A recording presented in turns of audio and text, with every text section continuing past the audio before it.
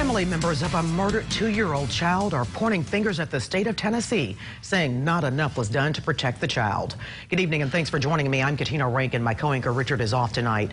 Jared Wright is charged with child abuse and murder after Jacoby Chaffin died on Christmas Eve. Local I-Team senior investigator Jenny DiPrizio talked to family members who say they had filed abuse reports, but nothing was ever done. Jenny, what else did they say? The uncle of the 2-year-old says he personally called the Department of Children's Services 10 times, twice in Georgia where the family first lived, plus the state of Tennessee 8 times after the child and his parents moved to Memphis, and nothing was ever done.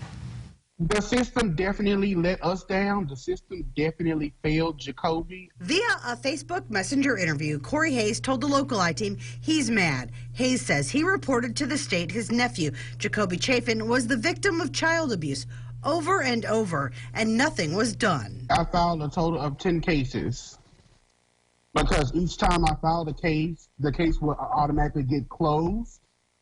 So I was wondering, how are they closing the case and they hadn't even seen the children? Hayes says one caseworker told him at one point someone went to the house, but no one would answer. He says in another instance, his case sat for months on an empty desk for someone that no longer works with the agency is what I found out. 19-year-old Jared Wright is charged with his son's death. According to court records, blunt force trauma to his stomach caused the death. He was a beautiful kid. He had a lot of things to do on this earth, and his life was cut short by his father. That hurts. Hayes says he plans to do whatever he can to hold the state accountable.